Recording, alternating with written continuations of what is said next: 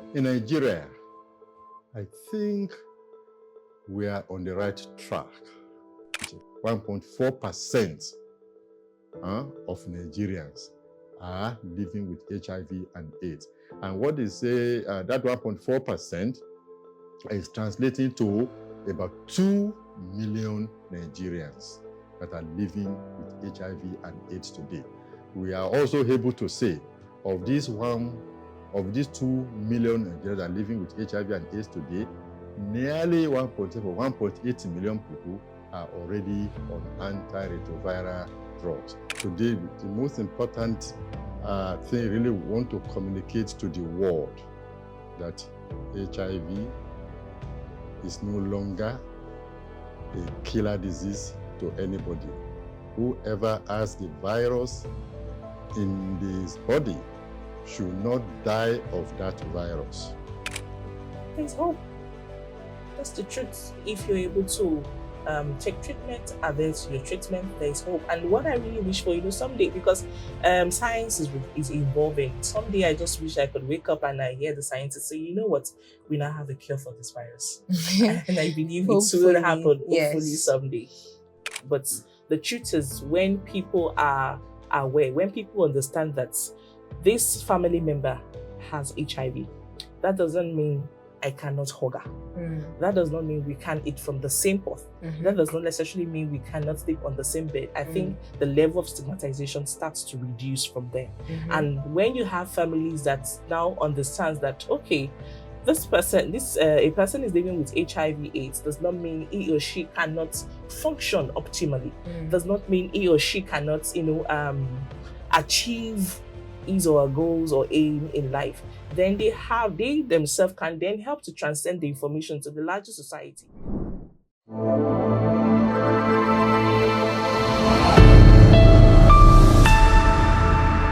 Today's episode of the LUTH Podcast is in honor of World AIDS Day, and we have the privilege of welcoming a distinguished guest. Professor Sulaimon Akanmu is a professor of hematology and blood transfusion at the College of Medicine, University of Lagos, and a consultant hematologist at the Lagos University Teaching Hospital. He is a leading voice with decades of experience in HIV research and care in Nigeria.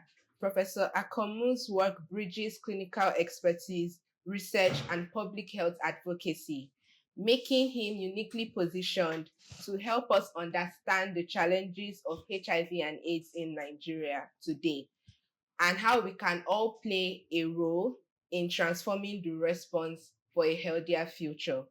Professor, thank you so much for joining us today, and welcome to the LUTH Podcast. I'm happy to be with you. Thank you so much for the very nice introduction. Thank you, sir. So we'll be starting with a couple of icebreaker questions. And our first question for the day is, what is something about your job that people would never guess? Wow. That they would never guess is that I like teaching. People will ask me, are you a doctor? Are you a teacher? Then I am both. I'm cut out for the two. But I think I enjoy teaching. More than being a doctor? But I still teach. Well, I'm practicing. I'm here. My doctors were working. Prof, this patient, this patient. I turn into teaching. And then they go back and manage. Okay, sir. Fact or storytelling, which works better for HIV education? The two. The fact is about the science, and the story is about communicating what science is talking about.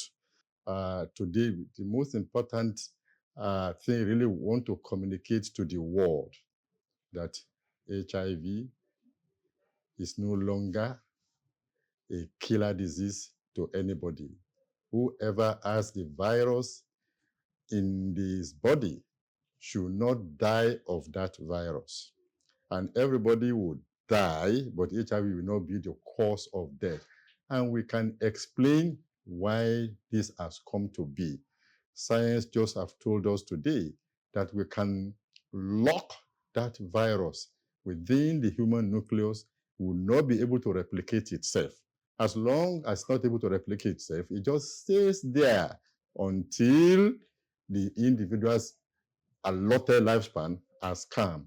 And tomorrow, we think the genetic material of the virus that is archived within human genetic material, sometime somewhere along the line, we may be able to deliver that particular molecule that will go into the nucleus of the human cell, seek out the genetic material of the virus, selectively destroy the genetic material of the virus without destroying the human genome. That day, we will say, yes, we've gotten it. The end of the so-called HIV and AIDS has finally come. And science is moving in that direction. What we have today, we call it functional cure, because we know that the moment we stop to give you antiviral drug, the genetic material of the virus that is there will begin to replicate, and then, of course, you are going to have quasi species of the virus within your blood again, and those viruses will begin to damage your immunity. So we know that today we can talk about functional cure because we do not allow the virus to replicate, and then you are as good as somebody who was never infected. Thank you, sir. Because it seems like we're already moving into the main topic, but before that, let us dial back a bit. Can you tell us a bit about yourself and your career journey to this point? Wow. I'm Sulaimon Akanmu, who became a medical doctor in June 1984 at University of Ibadan. And I did what every graduate of university will do, what they call Housemanship. I did housemanship 1985 at State Hospital Oshogbo. And from there, I went to Plateau State, Jos, where I served Nigeria as a youth corper, and I work at the military hospital at Rukuba Cantonment in Jos. And from Rukuba Cantonment in 1986, this Akanmu never worked as a general medical practitioner for one day in his life. Coming from NYSC, I came to LUTH to start my residency training in hematology and transfusion medicine. And why? Because of my experience while I was working at the military hospital in Jos. There's this Hausa boy who will always come to the clinic with swollen foot, and the soldiers there will stick in their needle and draw out blood. I knew from a medical student note, this is hemophiliac. There's nothing that can prove that that's not an hemophiliac. And of course, I bundled that boy from the military hospital to University of Jos. I said they will have hematologists there who can handle this boy better.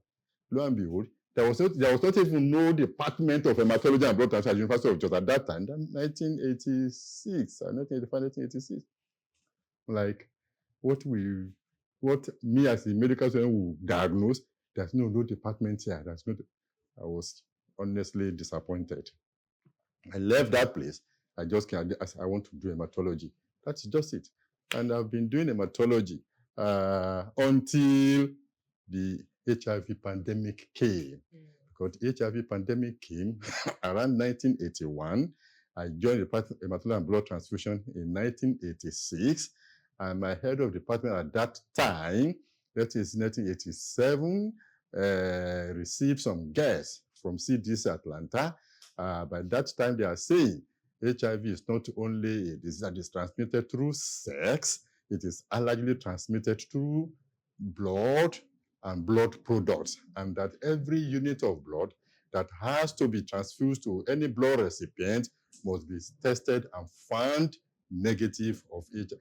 The way to test HIV in the blood was just coming up because it was developed in what they call ELISA, enzyme-linked immunosorbent assay, was just developed in 1985, and they deployed it in 1986 to start testing blood and blood product for the presence of HIV. By 1987, they brought it from Atlanta to Lagos Teaching Hospital. So I became a student together with my teacher that time, because my teacher and myself were taught together on how to conduct. And since that time, we have been conducting HIV screening on blood and blood products. That was our first contact. And lo and behold, from 1987, 1988, 1989, we started seeing large number of people testing HIV antibody positive. And where are these people going to be treated? Nobody knows what to do. Nobody knows how to treat. There's nobody that has a knowledge of what to give to this individual. And started coming down with horrible diseases that we call AIDS. And everybody was so scared. Nobody wants to touch this patient. Once somebody tests HIV antibody positive, it is the hematologist that are testing them that can treat them. That is how the department took the bull by the horn. My teacher had to travel to Atlanta to go and learn for the very first time what they call clinical medicine on how to manage HIV. And he came back with loads of bacteria. So we started teaching ourselves on how to manage HIV and AIDS. And I can tell you, we have grown in knowledge over the years. We have contributed to knowledge on what is the nature of the virus and the best clinical way of actually addressing. And we have participated in many what do you call clinical trials to see which regimens are best to keep the virus in check. So that is the story. We started as hematology. I'm still an hematologist, but it's like HIV medicine is taking a chunk of my time. Thank you very much, sir. You're welcome. You've had a very exciting career journey. I wonder what it would have felt to be the first people to get the knowledge and the first people to see the patients, and it will be very, very exciting for you. Thank you for sharing, sir. So our next question is, what is one common misconception about HIV and AIDS that still persists in the public despite years of awareness campaigns? That misconception is that if you touch an individual that has HIV infection, you will catch the virus. It's a horrible misconception, and it is actually driving the stigma. And the stigma is such that it does not allow people who have the virus to come to test, to come to care. And it's a terrible thing.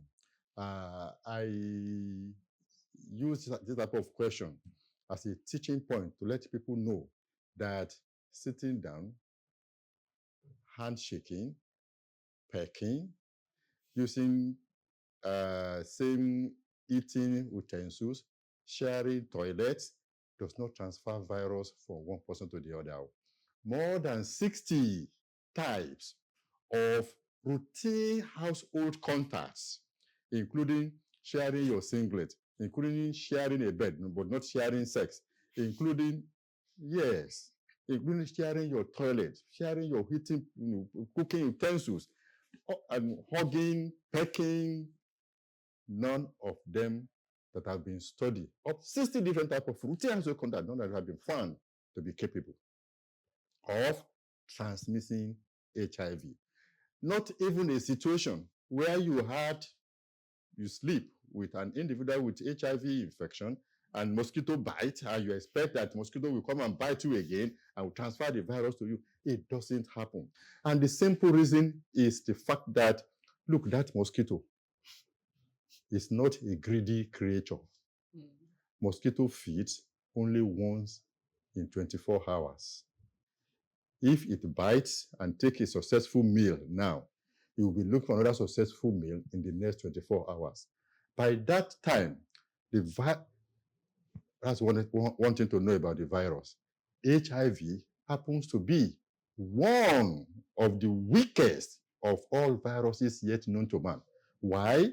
The virus does not survive at ordinary temperature and then surface. Or does not survive at ordinary temperature and pressure. You leave this virus on this palm. If I don't have a wound and gets inside into my blood, it dies in the next 60 minutes. We say mild antiseptics desiccate HIV and dies off. So that virus is in the environment of the mosquito, and we call mosquito an hypothermic animal or poikilothermic animals. The temperature of the mosquito is as the temperature of the environment where it stays. The virus that you have in the salivary gland of the mosquito dies off within 60 minutes within the mosquito. So if it's going to go and bite another person in the same house in the next 24 hours, it doesn't have a viable virus to transmit. So you can say live with people that have HIV infection in your home. It doesn't transfer the virus to you. What transfers the virus to you is sex, whether homosexual or heterosexual sex. And that sex must be the one that is coming between two people who do not have a consent to have sex. But if you have a consent to have sex, you have sex and you don't even have a bruise during the sex, that virus will not enter you. A man does not become HIV infected having a sex with an HIV infected woman if he doesn't have a bruise on the surface of the phallus when he has the sex. And the woman will bruise you only if he doesn't want you to have sex with her, because it will dry up. You won't have sex secretions and everything with that. Then you will be infected.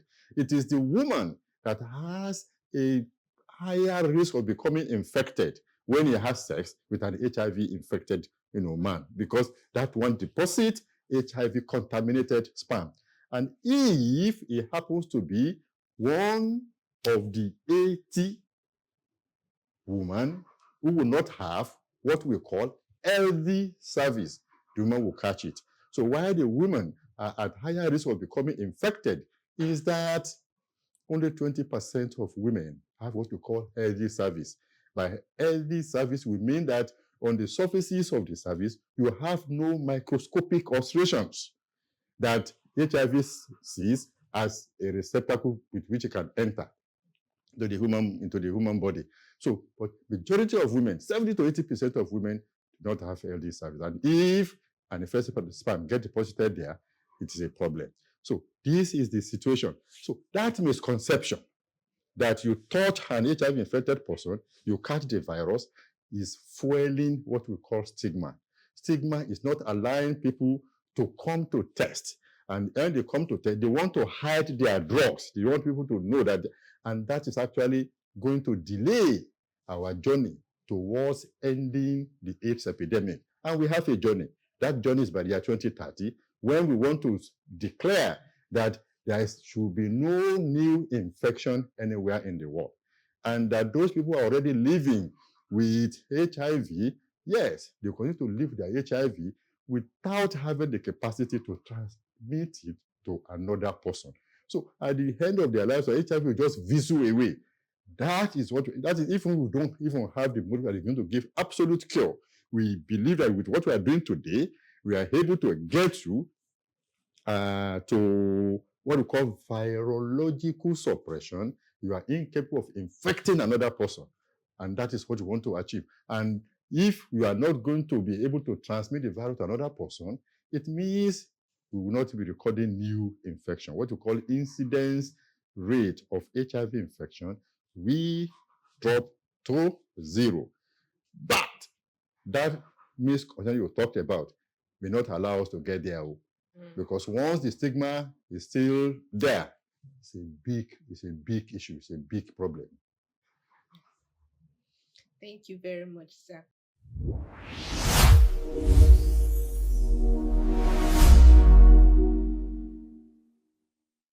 In this segment of the LUTH Podcast, for our special episode on the World AIDS Day, we'll be talking to Mrs. Hilda Sasere, a senior medical social worker at the Lagos University Teaching Hospital, and she'll be sharing her insights on how social workers play a huge role in the management of people living with AIDS. Thank you, ma'am, for joining us today. Thank you very much for having me. Okay. So we'll be starting with a light icebreaker question before we dive into the main topic for the day. All right. Okay, so if you could describe your job in one word, what will it be? I would say hope. Hope. Yes, please. Yeah, because the truth of the matter is, you see patients come in looking disturbed, you see them come in looking confused, looking hopeless, and at the end of the day, over the years, you see that hope in them that, oh, truly, with HIV, I can be alive and I can live close to a healthy life if I take treatment. Yeah. Thank you very much. Yeah. Thank you very much. So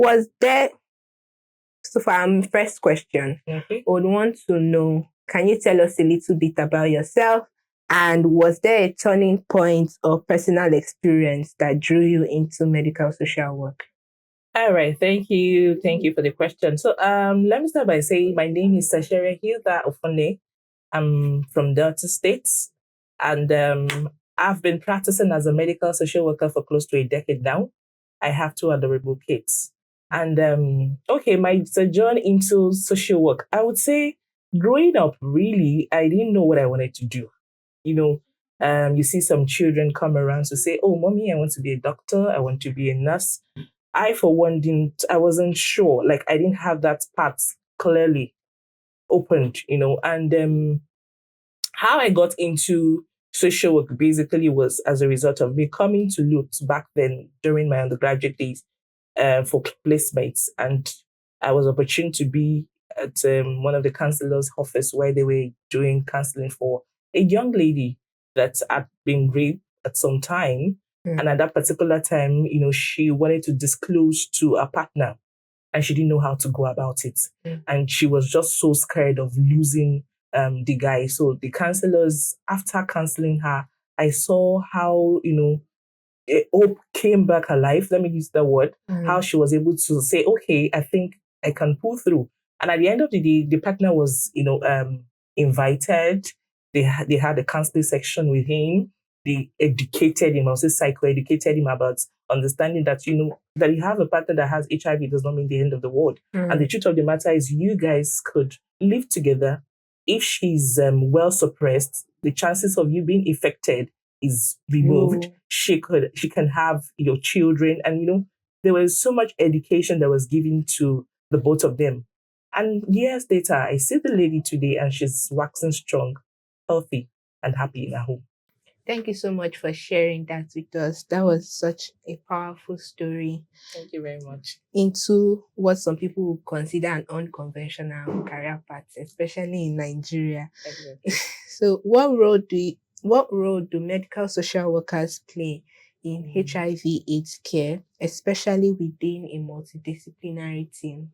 Okay, so yeah, like we all understand, I would say treatment now is based on biopsychosocial, in the sense that the patient is not only seen for medical reasons, the patient is seen both for medical, psychological, and social reasons. So in the multidisciplinary theme in HIV care, what we do as medical social worker is one, we provide psycho education, like we educate patients, even those that are not living with HIV, we create awareness. And aside that, the day-to-day tasks that we carry out is counseling. The different types of counseling that we do. We do the adherence counseling for those that are not suppressed. We do enhanced adherence counseling. We do couple counseling, and then disclosure, just like the example I gave you earlier.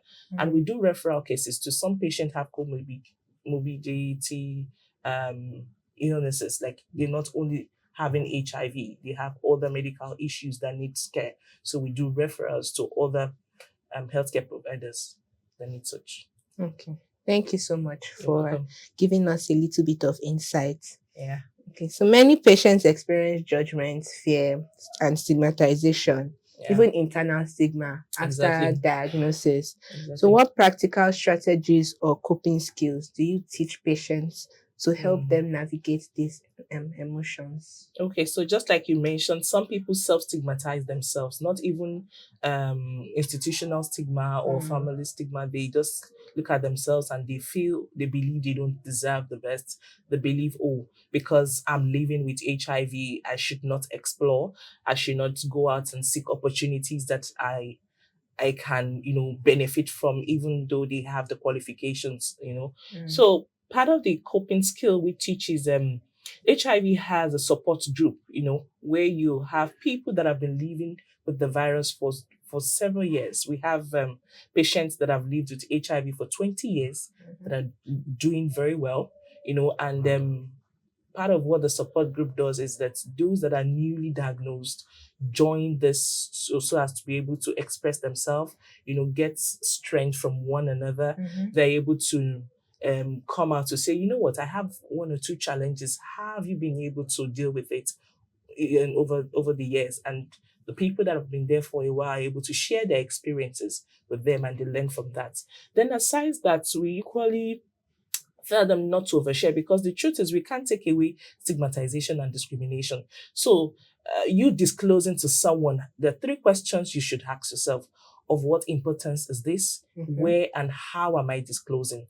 So confidentiality is key. And that's why if as a person living with HIV, if you need to divulge an information to someone that the person necessarily do not need, would sometime, counsel to restrain.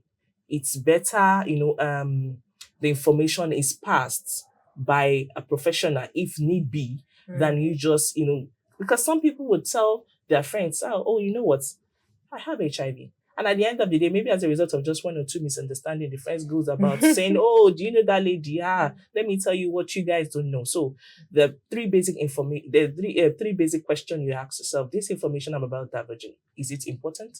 How and where am I doing it? So we teach them confidentiality. If the other party does not need to know about your status, there is no need to tell them. And aside that, we'll encourage them, to join the support group where they can lean on one another and learn from people that have, been living with the virus for a while. And have you seen the support group to be very effective? Yes, definitely it has. We have a patient that has been living with HIV for over 25 years, and a newly diagnosed a patient that just came in and was being suicidal. So I had to call her, and we created a section, and we had a counseling section with him, and it was like, wow. So are you telling me this person has it for over these years? And I said, yes. So if she's able to leave and make a meaning out of life, you definitely can do that as well. So there are practical examples that they see, and they have the mindset that, yes, it's really not the end of the world for them.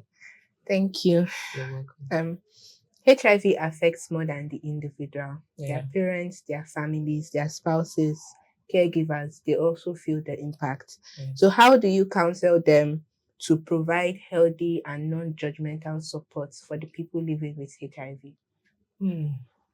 So this is where I'll say the awareness, sensitization, and all of that comes in, and that's part of what we do as medical social workers. And there's a little to how much you can do, but the truth is, when people are aware, when people understand that this family member has HIV, that doesn't mean I cannot hug her.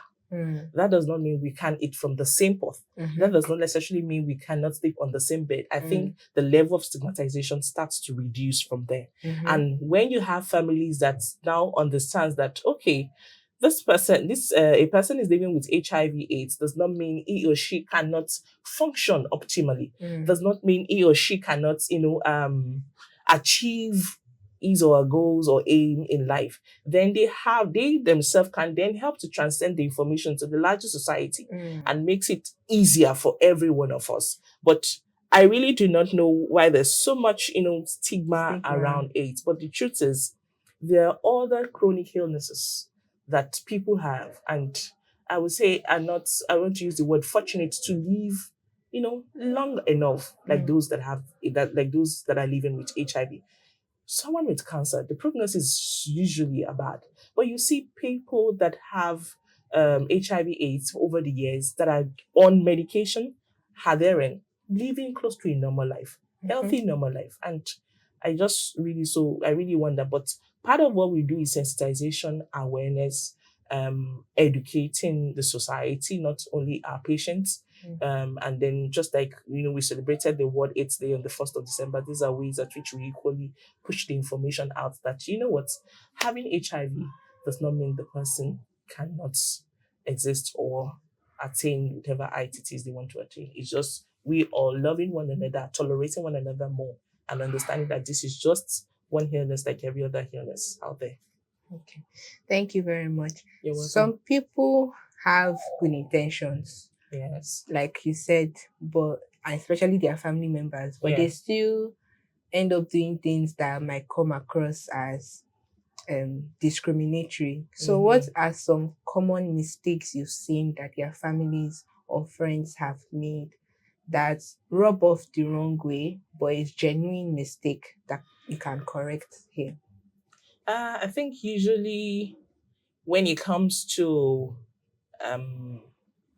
having partners, for someone someone living with HIV that is doing well with treatment, I mean, he or she's taking medications. I've seen a case whereby a young lady came in and she said when she told her mom that she now has a boyfriend, the mom was shocked. And the mom, I'm sure it wasn't that she meant it in a bad Malicious, way, yeah. but she was like, why should you have a boyfriend? This lady is over 27 years old. And the mom was asking her, why do you have to have a boyfriend? And she said, Mom, are you saying because I have HIV/AIDS, I can't date?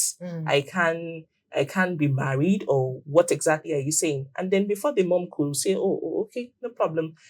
She had already taken it not too Yeah. well, so that's one way. But over time, it's just keep psychoeducating them, making them understand that, you know what, if a person living with HIV is able to take their medications and the virus is suppressed, because we have what we call U equals U, that's undetectable equals untransmittable. If a person living with HIV is able to adhere to their treatments, they cannot, infect their Another partner. They person. cannot infect the other party. So that's just what's needed for them to be able to access care, take their medication, and trust me, there's no reason for anyone to discriminate or stigmatize. Yes, thank you so much. With disruptions to US aid, UK aid, PEPFAR, and other funding sources, care has been affected in many areas. Have these disruptions affected the work of medical social workers and the support systems available to people living with HIV/AIDS in Nigeria? Yes, definitely it has. It has really affected. And some ways in which it has affected is one, before now we do have community counselors that we work hand in hand with before patients are referred to the facility, just like the one we have here, CIHP. As a result of this funding cut, we have staff laid off, and there's been we don't have that bridge for now. Then for some indigent patient that we have, before now, when they come into the facility, we're able to support some even with transport fare. But as it is, there isn't any way you can say, oh, you want to get something for you to be able to support them coming in for their treatment or going back to their destination. And the other one, when it newly happened, there were a lot of uncertainties, and everybody literally didn't know where and what to do. And I remember that patients that were really surprised that we would usually give 6 months medication, we had to cut it down to 2 months for them. They weren't happy, but the truth is that's the reality on ground, and everyone just needs to face it, and we need to find a way around it for now. But generally, there's been shortage of staff. Like I mentioned earlier, there's been patients having to come in and pay for some investigation that they weren't paying for before now. And everyone is just feeling it one way or the other. Yeah. Thank you so much You're welcome. for joining us again today. This has been a very insightful interview, and I've learned a lot. Thank you for having me. Our last segment is the rapid fire questions. So we'll be asking you a few questions, and you're supposed to give us one word or one sentence only. Okay. Okay. So, are you ready? Yeah, sure. Okay. What's the most rewarding part of your job? Oh, seeing people living with HIV living a normal life, close to a normal life, I would say. What's the hardest part of your job? Losing a patient as a result of them being from defaulter to non-adherent, and at the end of the day, having to lose their life. One thing you wish every person living with HIV knew. There's hope. That's the truth. If you're able to take treatment, adhere to your treatment, there's hope. And what I really wish for, someday, because science is evolving. Someday I just wish I could wake up and I hear the scientists say, you know what, we now have a cure for this virus. And I believe it will happen, hopefully someday. Yeah. Describe the future of HIV care in one phrase. Good. Wow. If I can say. Okay. Yeah. Good. That gives so much hope. Exactly. Thank you so much once again. Thank you for having me.